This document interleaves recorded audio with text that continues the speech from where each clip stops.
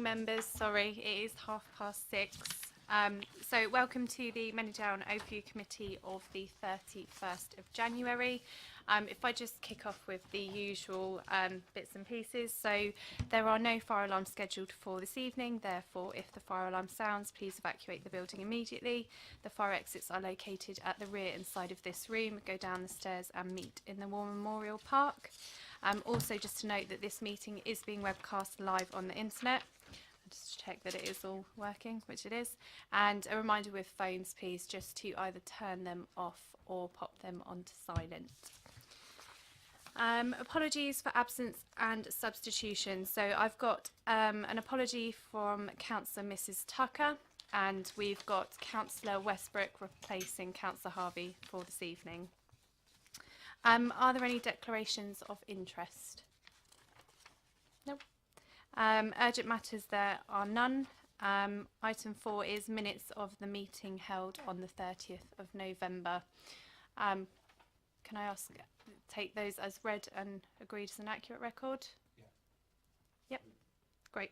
Okay, and moving on very swiftly then to item 5. We have actually got a question from a member of the public this evening.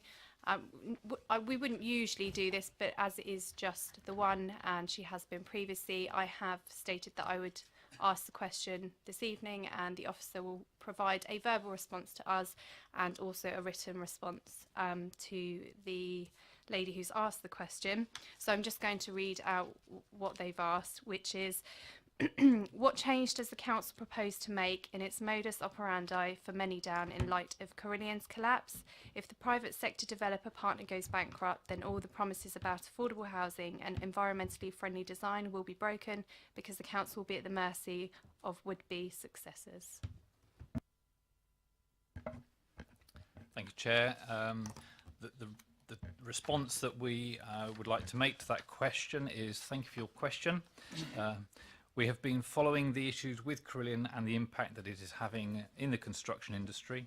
The Council's approach to Manydown has always been to remain an active partner, hence progressing a 50-50 joint venture with a private sector partner, which should provide a higher level of assurance and robustness.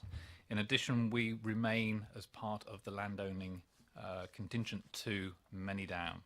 The councils have also conducted an extensive and thorough procurement process, and the legal agreements that will be entered into include a range of safeguards that should the private sector partner default in any way. The councils have also always recognised that any development carries risk and consequently has in place a robust risk management which will be regularly reviewed.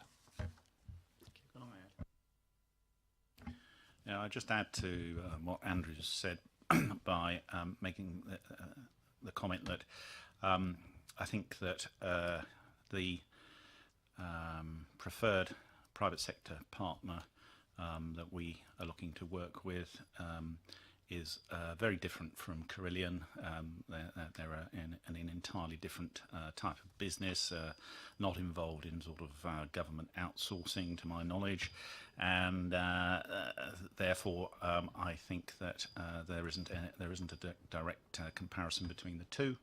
And the other point I would make is that clearly we are going to be 50-50 partners with the private sector partner, and also we will be the freehold owners of the land through Topco. Thank you. Okay, members, in relation to item 5, we do have a presentation from officers which can only be received in private session. So I'm looking to you all for agreement that I can move us into private session. Yes? Thank you. And I just need to read out this. So that pursuant to section 100A(4) of the Local Government Act 1972, the public be excluded from the remainder of the meeting on the ground that the public interest in maintaining the exemption outweighs the public interest in disclosing it, and therefore that exempt information is likely to be disclosed as defined in paragraph 3 of Schedule 12A of the Act. Thank you, members. Just for the benefit of the webcast, the members have now received the presentation. There isn't a formal resolution as such, but just for the minutes, can I propose that the resolution as such is that the committee notes the contents of the presentation that we've just received in private session? Great. Thank you. Item 6 is review of the work programme. Have members been passed round? No, it's just coming round. This is a first for us.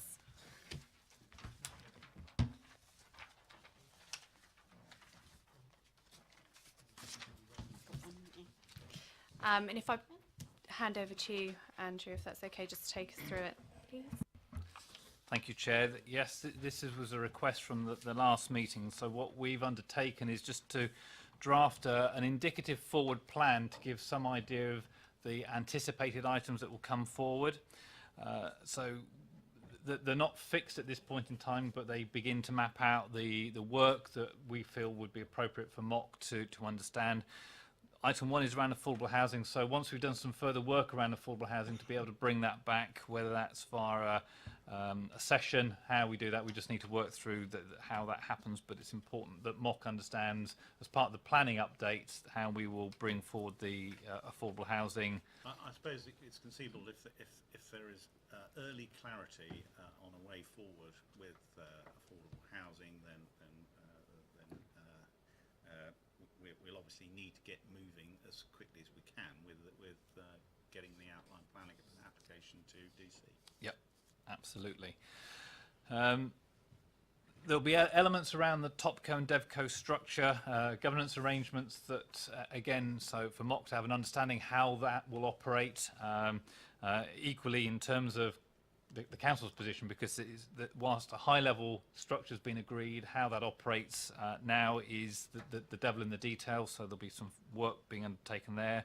The update on the planning application as that comes forward, like we've mentioned, the communication strategy.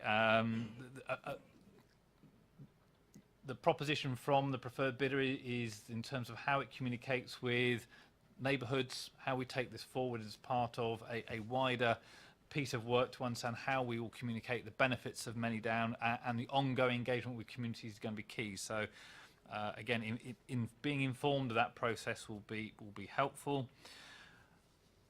Around about May time, we will do an update in terms of the appointment of the preferred bidder. So that'll be the work that we've gone through, the due diligence, to come back and confirm that everything is, as far as we are concerned, in a good place, that we're comfortable with the agreements. There are no surprises that have come through.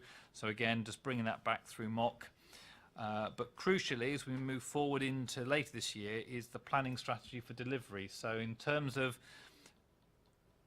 what UNC proposes around the Manydown standard, looking at the detailed master plan, looking at design codes, development briefs, and being able to have an overview in terms of those documents as they come forward. Now, clearly there will be a relationship between DevCo and TopCo for the signing off of those documents, but as they are being developed, an opportunity for MOC to understand the quality and the parameters that are being developed, and to be able to provide comment back on those documents will be really important. So those we anticipate around October, but again, it will be subject to the timescale of the programme when we appoint the preferred bidder.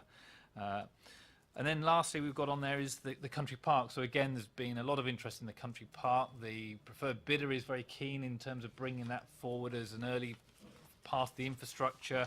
So how that is brought forward is going to be really key. So an understanding about what that will look like, the management of the country park, all those sorts of key issues, that there's an opportunity to again have a discussion and inform and put views forward about how this is going to be taken forward. So that just sets it out, Jim. Thank you. Yeah, Councillor Parker. I just wanted to ask, Chair, I mean, even when we get to the stage where there is a preferred bidder that is publicly known, are we going to have, as elected members, the opportunity to meet representatives of that organisation?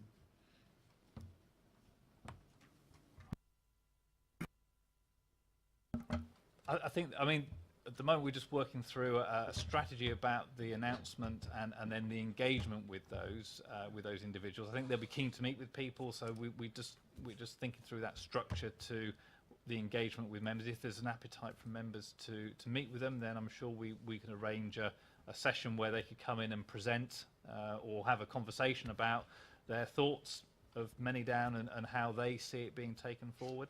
So if that's a request, then we can certainly look to facilitate